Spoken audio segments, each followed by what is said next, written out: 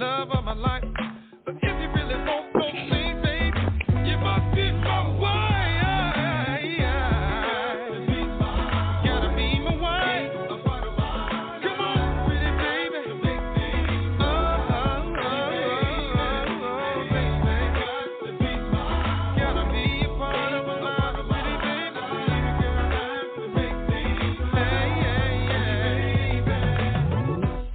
We gotta go down the aisle, baby. We gotta see the preacher. We gotta get it together, baby. Pretty baby. Ooh, friends and family, gonna witness you and me. We gotta make it right. If you want wife, then it's gotta be my wife. Well, hello, everyone. This is your host, Ravinda, at our new show on MZN Indie Radio called Minding Our Black Business. And before I introduce our guest, let me explain to you, since this is our first episode for Minding Our Black Business, what it is all about. Minding Our Black Business is a show that concentrates on all the information and resources that are necessary for Black-owned businesses who are looking for new ways to expand their businesses, find ways to fund their businesses, learn about new resources out there, and learning how to manage a business from experts that we will bring onto this show. We will also talk about equipment that you need. We'll talk about locations, marketing, branding, all those great things that help make a perfect business. What we would like to do is to have people on who are currently experiencing either growth or loss from the COVID-19 crisis, because there's a lot of information out there that some people aren't getting so that they can help improve their business or reinvent their business, because some people have actually had to close their business because of COVID-19. Now that the country is getting back on its feet somewhat, because of things that have happened with vaccines and boosters and businesses opening back up, a lot of people are trying again to run their business or to open it back up, and we want to bring on some people who can help with that. Okay, so today we have our wonderful guest, Amber Hawkins, otherwise known as the Computer Lady. She's going to come on and work with us on a lot of things we need to know about computers. She's going to discuss her background, her expertise, and some other activities that are taking place in her life, because she's been so very successful about this. Now, I'm not a computer whiz. I only know a little bit of things, so I'm going to let her do all the talking and and let you know. If anybody out there is listening and has any questions, feel free to call us. And we're not going to open up the chat room, but we will make it available for you to call in. If you do want to call in, you can use the number 515-605-9722. And with that, I'm going to introduce my guest, Miss Amber Hawkins. Hi, Amber. How you doing?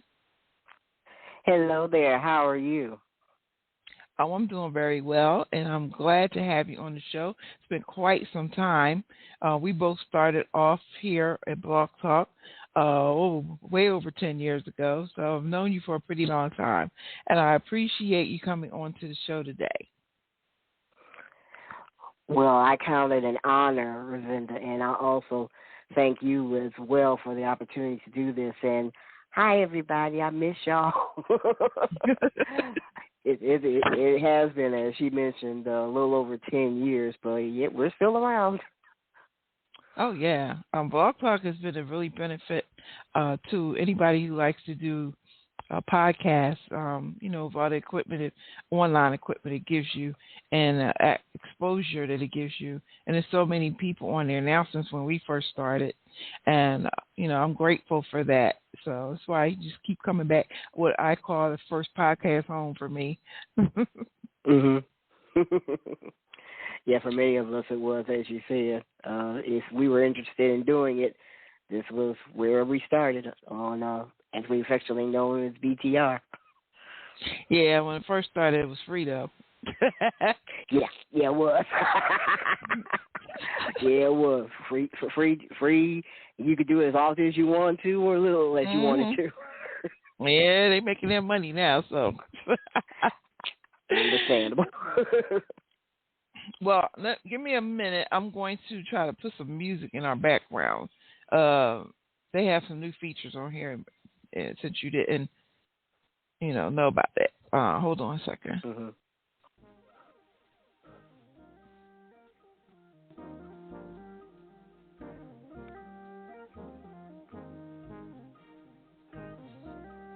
I don't know if I want to use that one. It just have to work. All right.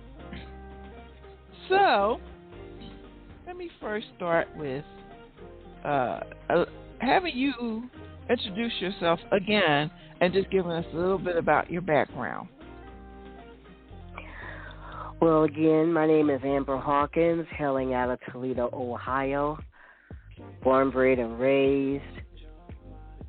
Middle of 3 girls. I'm the middle sister. I have one older sister in Pennsylvania and youngest sister here in Toledo, Ohio. We had a brother, but he passed some years ago, and my parents passed some years ago as well. I remember pretty much a very loving upbringing, 2 parents. I was for about, I say 8.5 years, and the only child, and then my sister was born around then, so there's about almost 8.5, 9 years difference.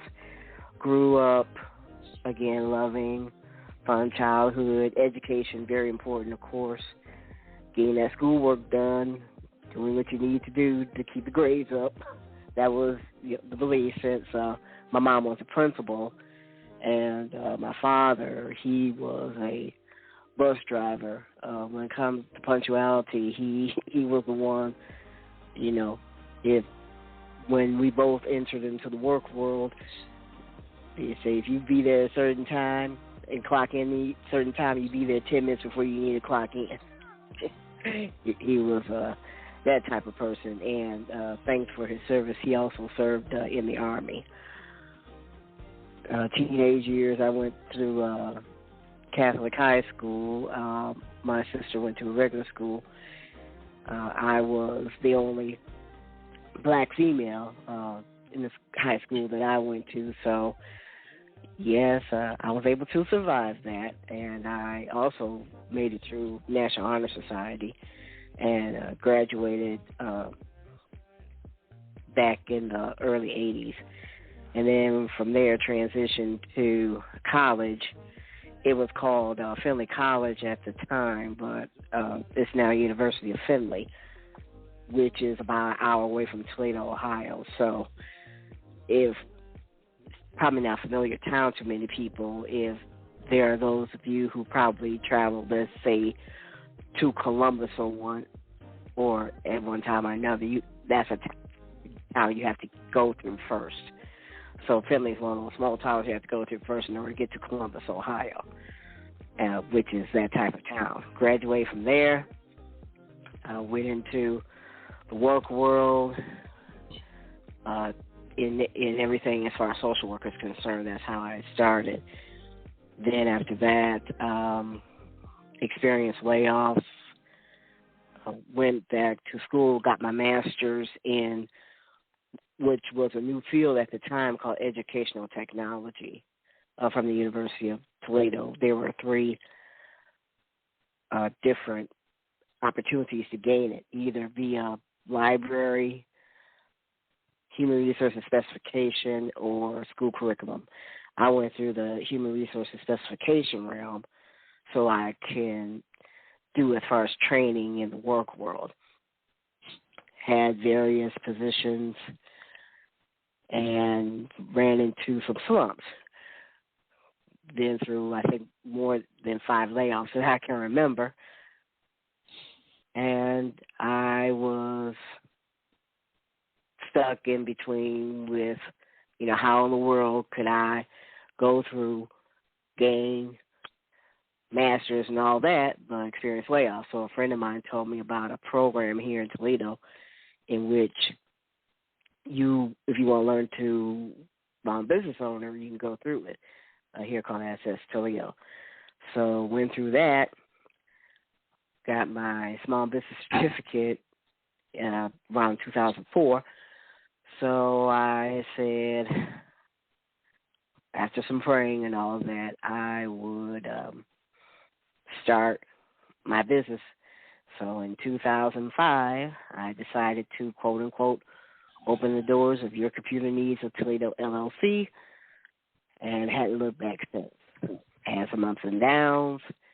That does come with the small business world, but the goal is not to give up and to keep going.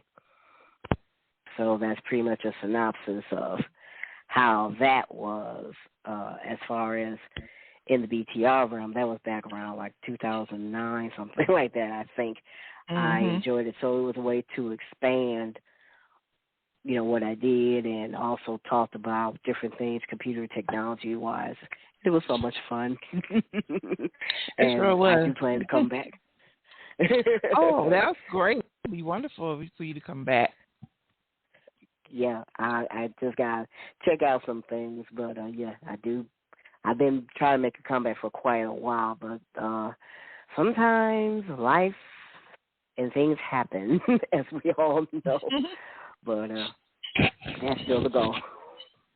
Well, I'm going to put a little plug in for BTR just to let you know that even when we go on a hiatus and, we still have our account there and we're just not doing shows, people can still download the shows or listen whenever they want to.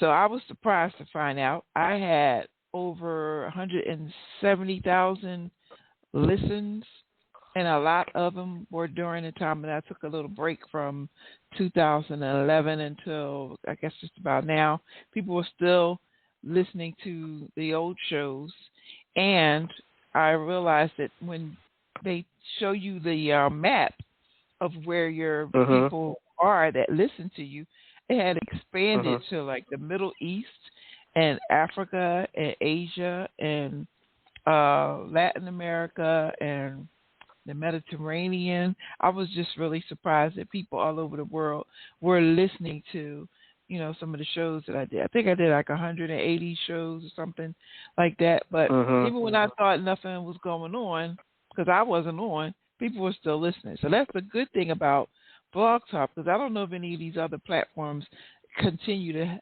allow you to have all that where people are still listening.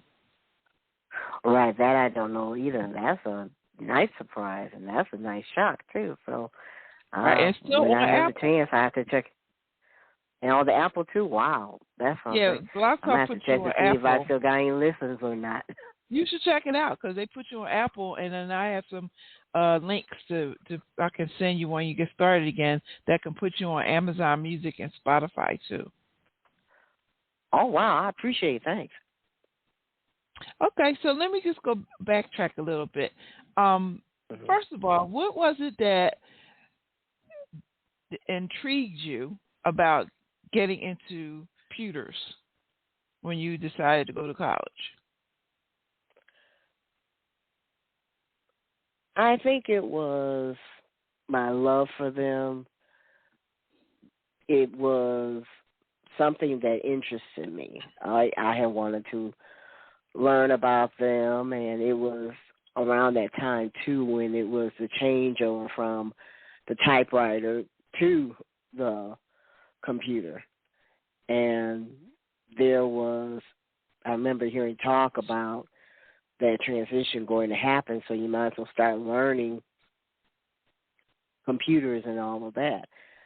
So I would say probably the most advanced piece of machinery at that time was one of those electronic typewriters, which I have to admit at times I still miss.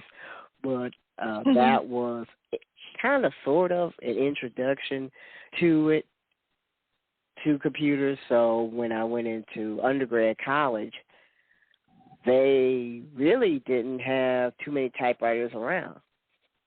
the classes we had to take were on computers.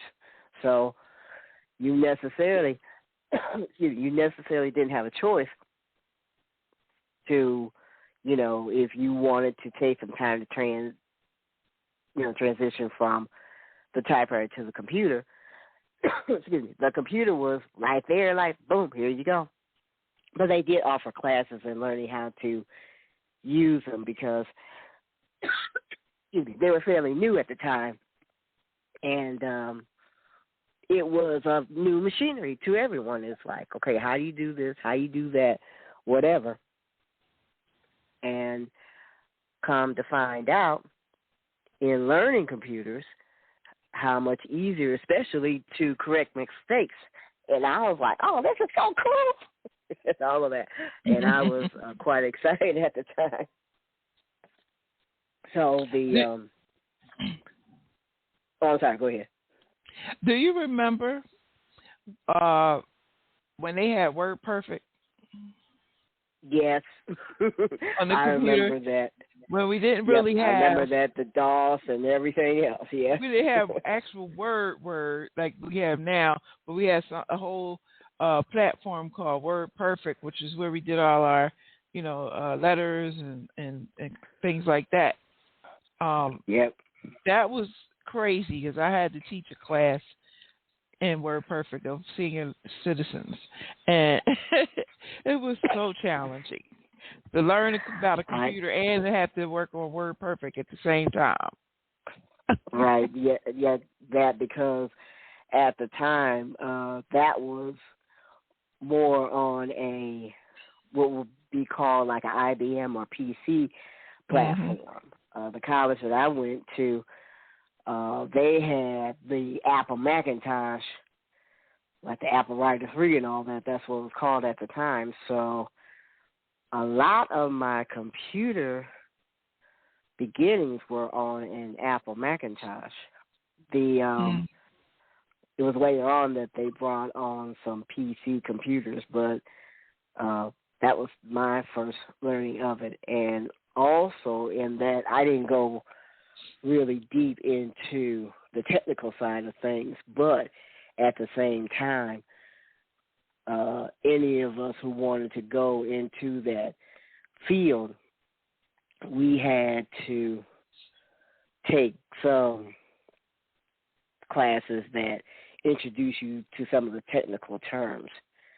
Now, at first, I didn't go straight computer realm because in undergrad, I graduated as far as in Spanish and social work. However, I still made sure I kept my computer skills up to par because also during those classes they had mentioned that you're going to be going into the world of work where you really need to learn computers because that's what's going to be happening. So I kept those skills up.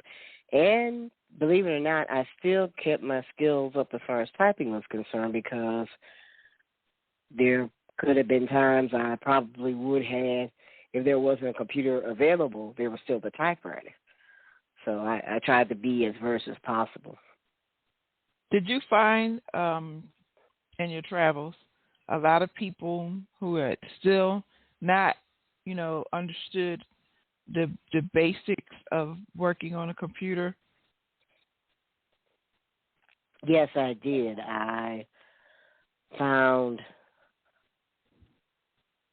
even with everyday tasks to do and in travels, found those that found computers challenging and trying to grasp the learning of computers. One of the main reasons was because of the jargon. It's trying to understand what this term meant, what that term meant, and on from there. And usually what I had done, in case there was a question mentioned about what does this mean, what does that mean, I tried to break down layman's terms what it meant. And in carrying out the task, what to do and what not to do. Because training on a PC was a little different than training on an Apple Macintosh device. Because when you mentioned earlier about WordPerfect was different than the old. It wasn't really coming up yet, but I think it was Corel Draw or something like that, and any other software that Apple Macintosh had. So there were those differences and some similarities at the time, and people found it confusing because everything was changing, and it was like, how do I adapt to this? How do I incorporate this with what I already do? And I got 9,999 other things to deal with. Now I got to deal with this. So how do you adjust that? So it was quite a period at the time. Oh, I believe you, because so many things came out after WordPerfect, and then as we transitioned into, the regular computers, and instead of that big giant box that we said, I remember that. I had about 3 of those, and I remember trying to carry that. Then you had to carry the big old keyboard and all that other stuff, and it was just so much, And now they got the flat screens. I was so happy when those came out, and it's a lot easier to carry. I mean, they first started off with a big stand under the flat screen, so it felt like it was a TV, and then you got the little smaller ones. Then you got your 2-in-1. So the computer has made so many conversions, over the decades, that it's amazing. And the other thing that bugged me the most about it was that each time you got one, it will be another model coming up soon. So you probably only keep that computer for about a year, and then you have to go get another one, because the new software will also be more advanced, and it wouldn't even work on the old computer because the processor wasn't fast enough. So that was just crazy. Now let me ask you this: what was it that made you want to teach people? As difficult as it is for something like technology, what was it that made you want to teach people about computers? Strongly, I believe that I was going to be able to do the best I can to help people overcome that obstacle of learning computers.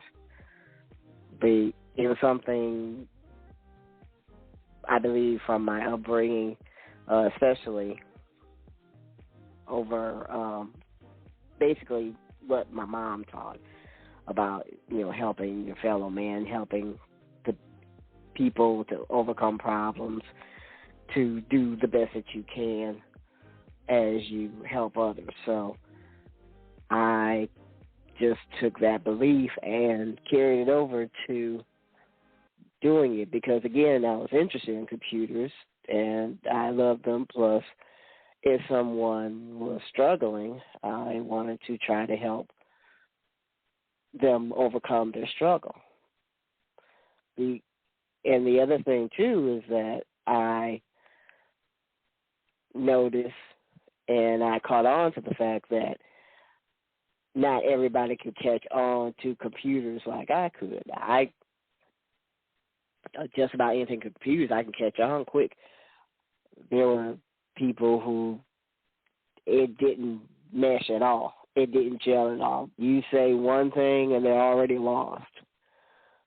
So I would at times be nearby those who had trouble, and I tried to help them out. But I had to make sure, because at times I didn't do it. Whoever, let's say, the trainer was, I was like the quote-unquote assistant trainer, although at times I wasn't supposed to be. And there have been a few times I kind of got into trouble for that. And I was like, I'm sorry, I don't mean to. It's just that you were busy trying to help the other person, and this person need help so we can go along with the class. Yeah, sometimes it's like that. Those teachers are just, they already know and they already understand.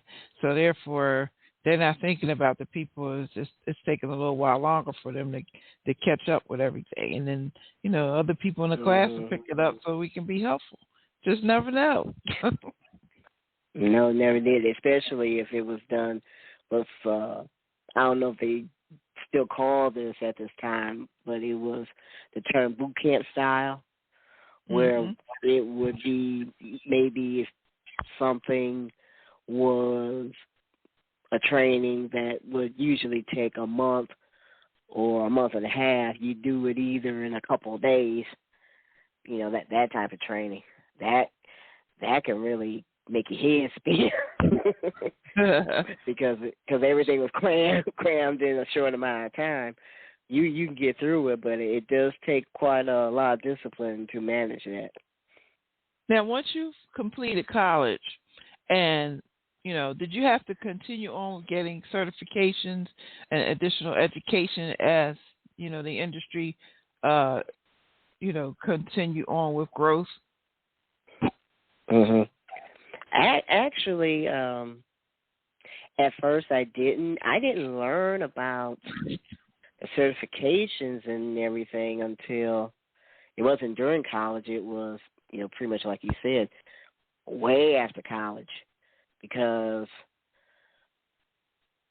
as I continue keeping my computer skills up to par, that's when I started learning about getting certifications, learning about what I needed to further knowledge as far as computers are concerned.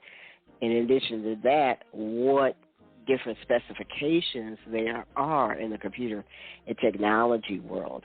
A lot of people don't understand that if you are from the computer and technology realm, you do only this or you do only that. No, you're sadly mistaken. There are so many specifications, and even a specification has many sub-specifications of computer. There are those who go more on the technical realm. There are those who, like me, were more on the training software desktop realm, and those who go on the side of maybe it's technical but more on the engineering side and on from there. So there's a wide range of fields and specifications you can go into computer technology-wise. Okay, so now you decided to become an entrepreneur in this industry. Did you find it to be, difficult when you first started? Because I believe there was probably a lot of people who were thinking of getting into that, because I remember when they had so many classes for this, that, and the other in computers. Did you find it a challenge to get started with your own business in this industry? I did, because, number one, I didn't have everything in place, but I was going to do what I can and go for it anyway. I've had some past workings in which I had overseen a computer lab and had seen how things done, and combined that with some of my past work experience in other positions. So what I did was, at first, I just went by memory of, okay, I might not have like a physical place to conduct my business except my home, but at the same time, I'm going to run it to the best of my ability. At times when I was at small business networking events, I always try to ask for advice from those who were more into the entrepreneurial world and had longer years with it than I, what to do, what not to do, and all of that. And actually, around the 6th month of my business, I went through something similar to what I went through before. I went through it was about a 5 or 6 week training on running a small business. And that really helped me, because it expanded more on what I needed to do to run a small business.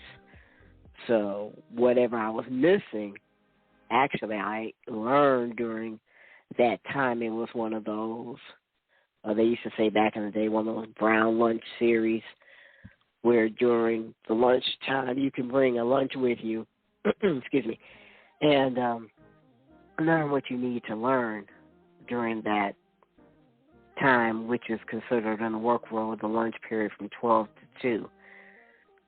So I went through that, and it helped me, and it also let me know how much further I had to go as far as knowing how to run a business, because I'm just getting started.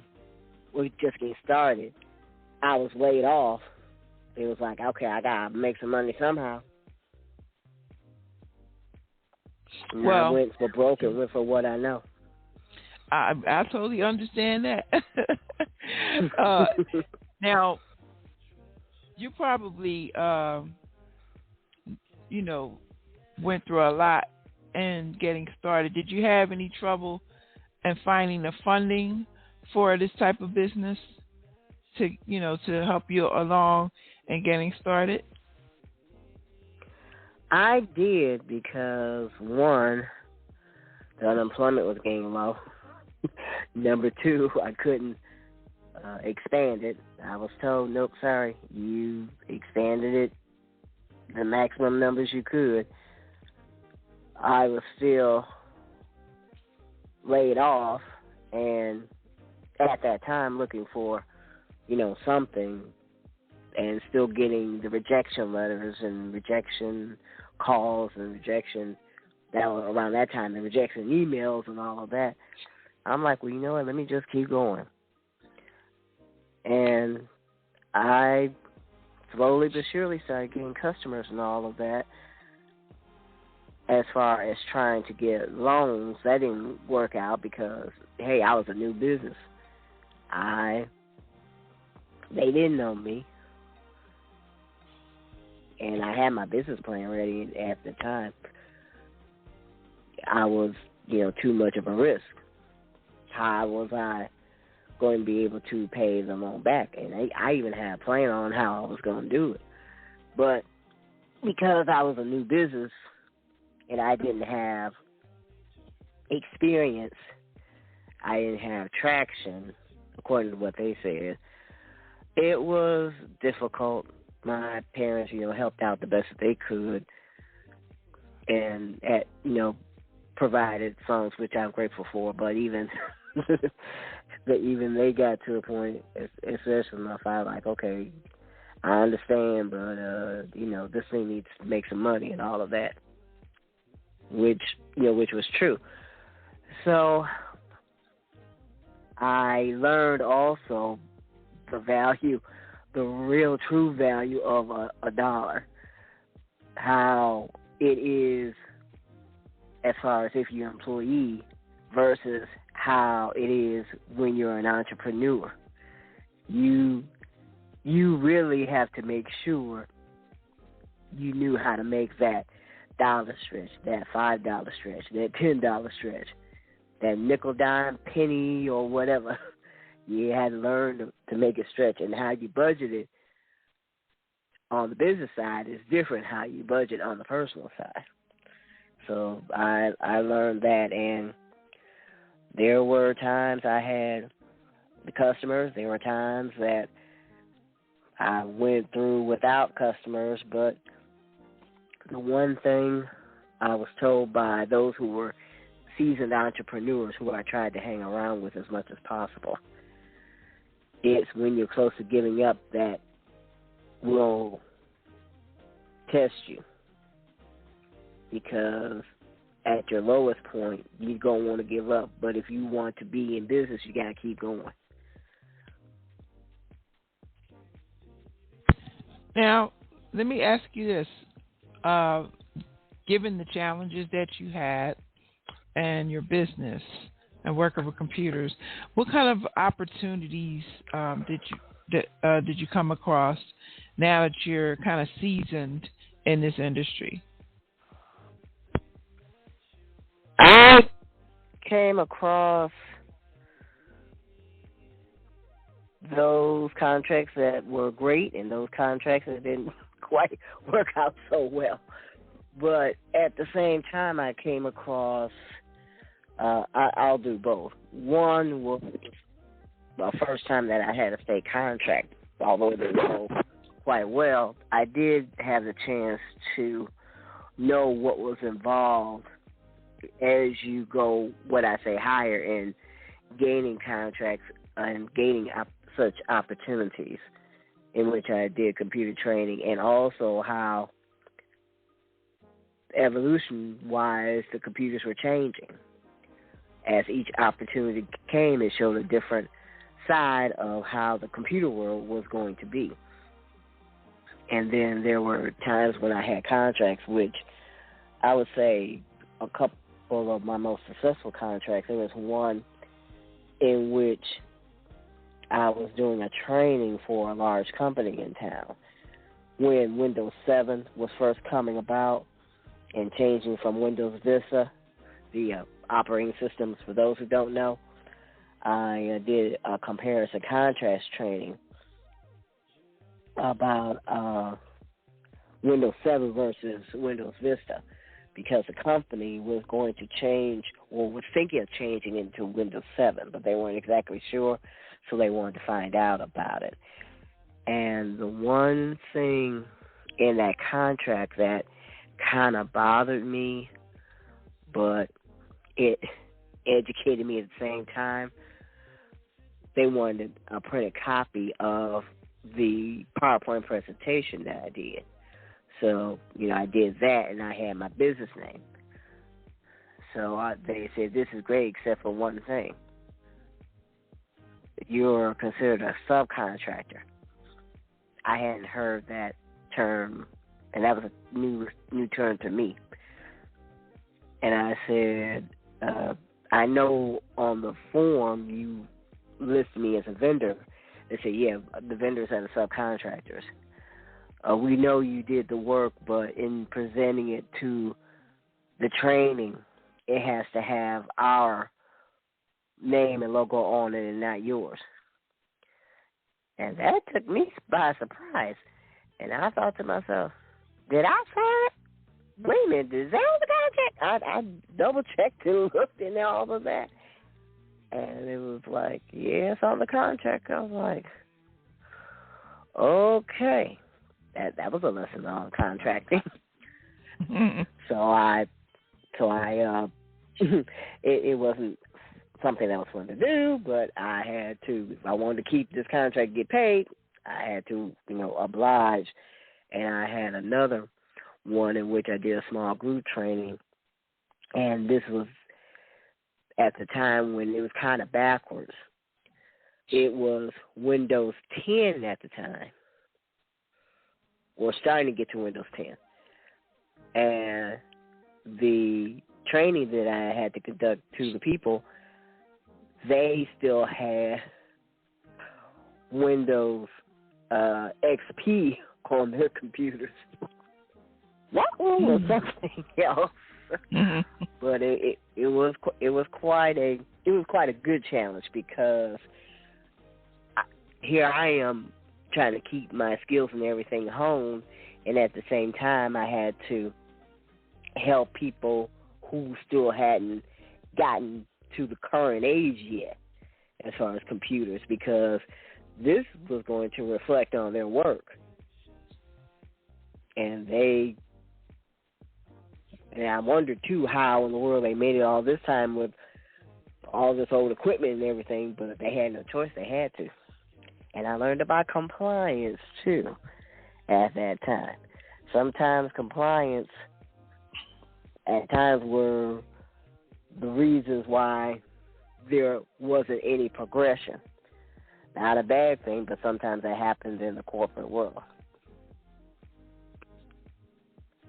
So what would you say was the most challenging part of, teaching people when it came to, not say individuals, but businesses, business owners? I would say one of the most challenging was that they were going to have to learn as well about the computers. Perfect example. I'm going to take that small group that I was training who had to have their equipment updated to having the Windows 10 operating system on their computers, on their laptop. One of the trainees already had it on her computer, but the others didn't. What I did was I posed a question, and the question I posed was, let's say that there is a document that's a quarterly report, rather. It was to be due next month, but it's due in a couple hours. And your secretary or administrative assistant is at lunch, but they need you to send it. What are you going to do? The person who was the trainee said, I have to tell them they have to wait for my secretary to come back because she's going to be the person sending out the email. And I told her, well, they actually told you that they need it now, so you need to attach the document to email the report.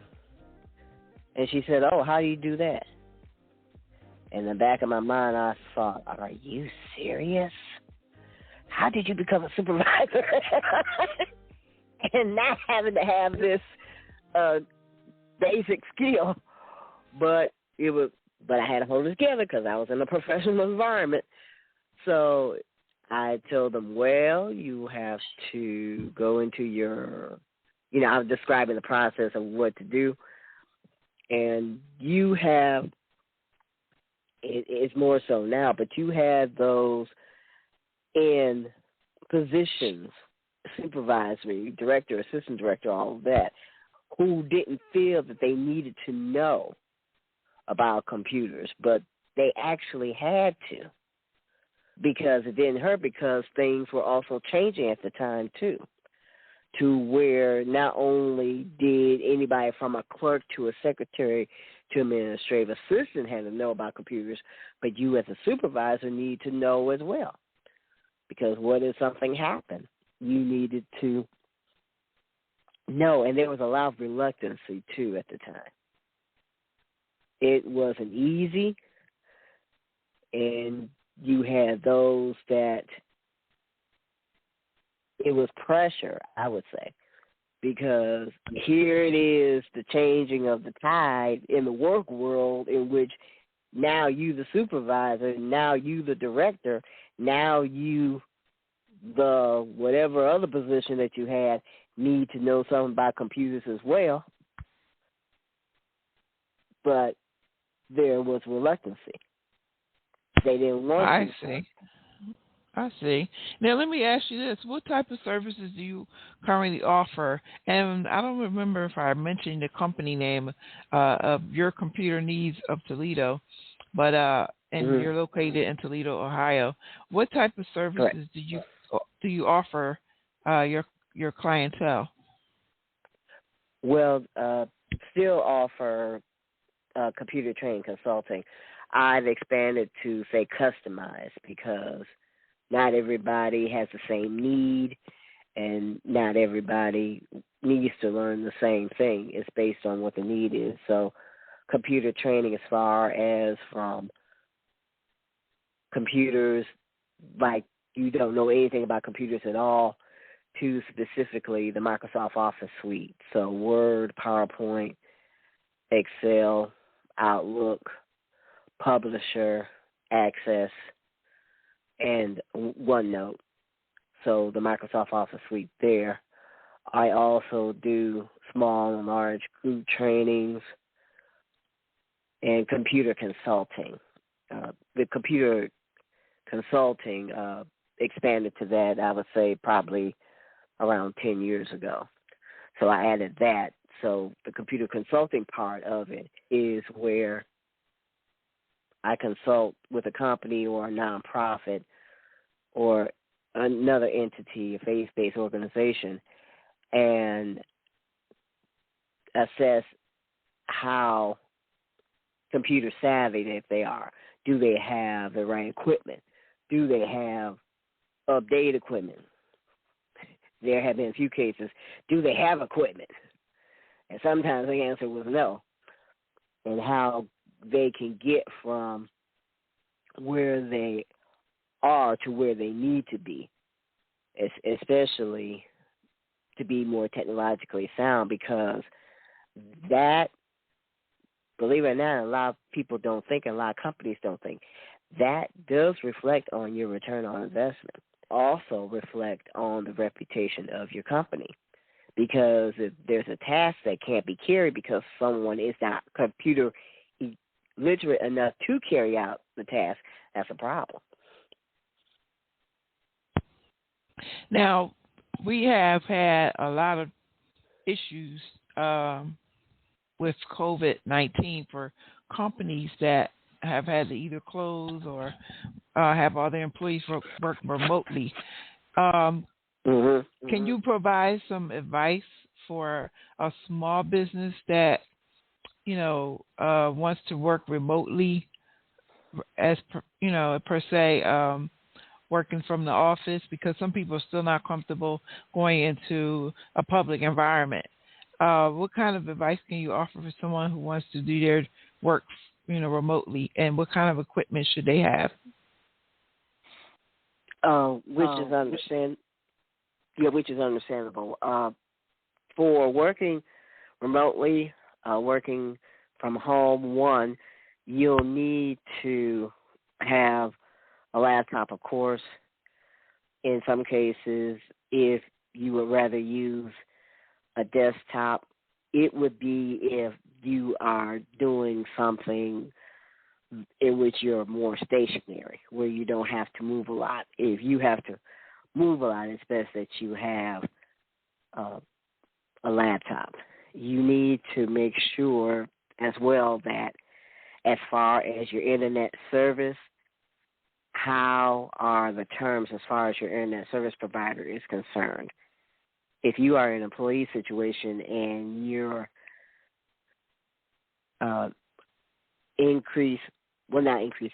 your speeds as far as uploading and downloading of anything, materials, do they meet that specification? Because some workplaces have those particular requirements.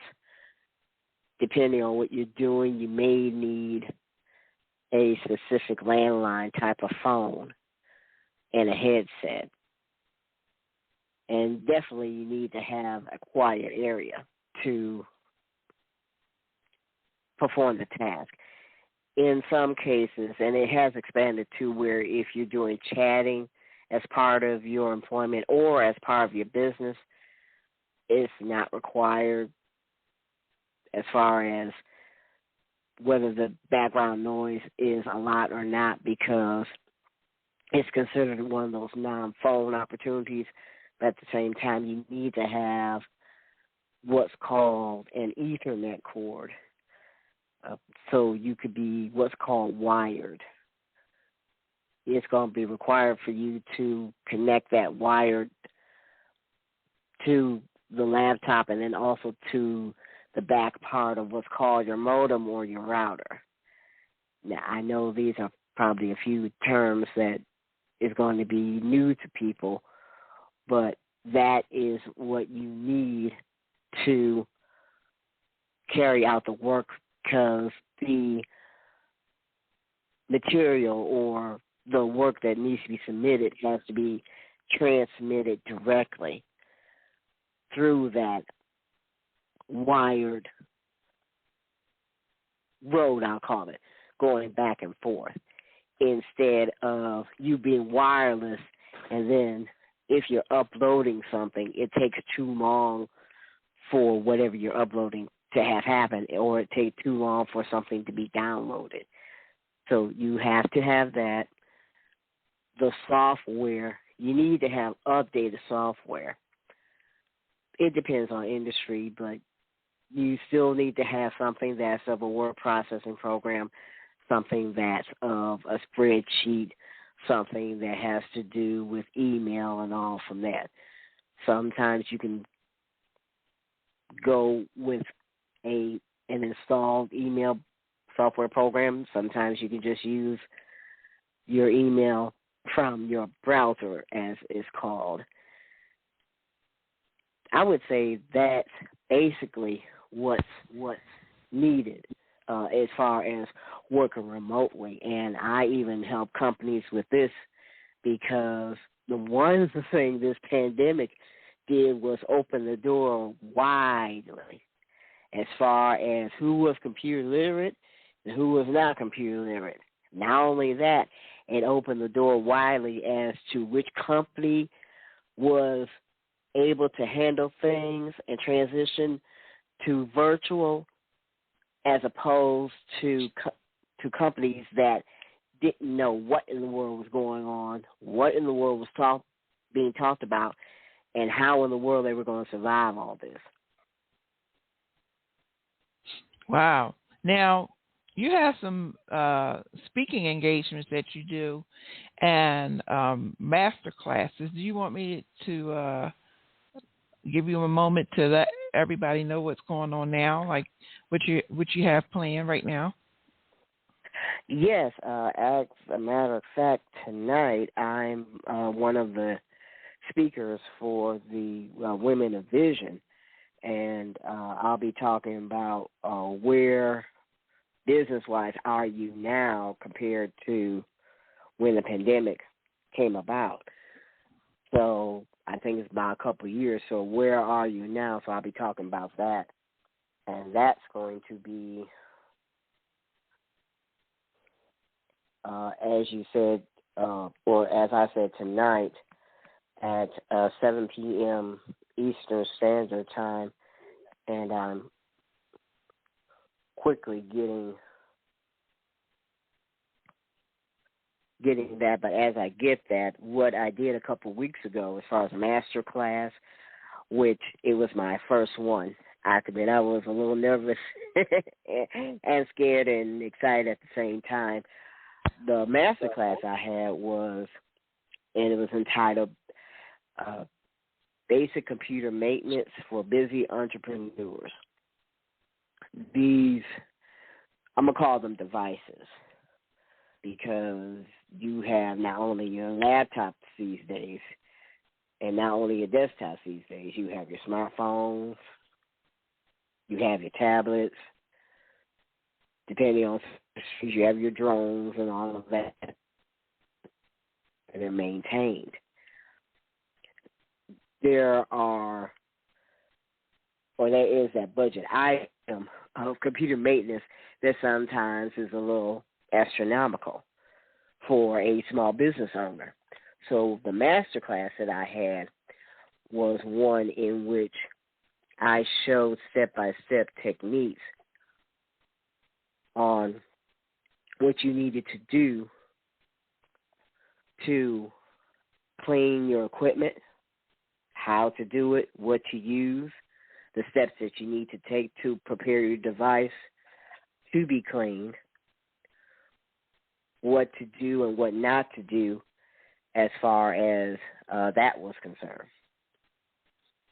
So overall, that's what that master class was. And I kept it an hour. I wanted to make sure I did that at that time because as small business owners, as entrepreneurs, yes, we can get extremely busy. Yes, we have a lot on our plate. Yes, there is the challenge of trying to get through the day, and you have a lot of the day to get through, if that makes any sense. So I kept it at that time frame to show that, yes, you can do what you need to do, and these are the simple steps that you can take in order to maintain your investment. Because actually, that's what it is. So why don't you tell everyone how they can reach you, whether it's if you travel to them or you can do it remotely, your contact information, and if you have an Instagram or Facebook that you want to share. Okay. What you can do, a couple of ways you can reach me. You can contact me, call or text to 419-304-4564. You can click on the contact link of yourcomputerneeds.net and it will come to me. I do provide on-site computer training. It will have to be, since COVID isn't over yet, it will have to be where a mask is worn and you still have to maintain the 6 feet distance. Now, there are situations in which, as you have mentioned before, we're all trying to acclimate and get back into being in public and all of that. Nevertheless, there's still the safety factor. So the 6 feet will still have to be maintained. I do virtual training, and I have done that. As far as flying in, of course, I'll have to see what the COVID rules are for, depending on what state and city I would be traveling to, and also understand that the travel cost is part of the contract, that cost will also have to be included in that. But, yes, I would come, but we would still have to do the COVID-19 regulations and still abide by them. Okay.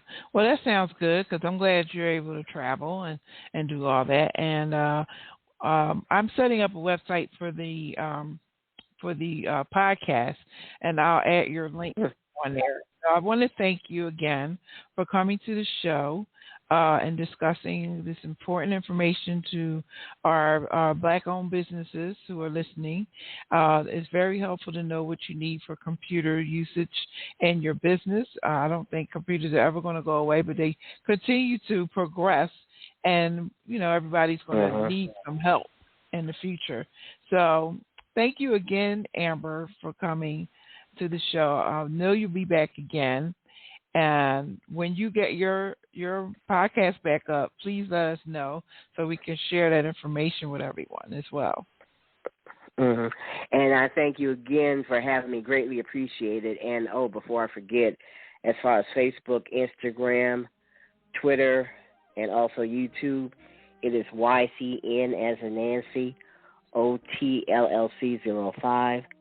And again, on Facebook, Twitter, LinkedIn.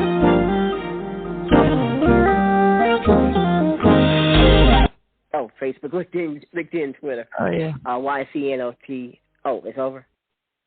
I think they cut us off. Oh, wow. Well, there we got the full hear and everything, but they cut us off. And that's one thing I don't like about it, is that they don't have a button to give you extra time. Like I remember that 5 or 10 minutes.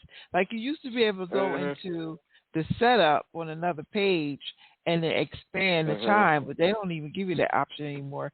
You can only get what you said you want. Man. But that's all right, because, it was a nice show, and it's going to be there to be downloaded for everybody who wants to and listen to it.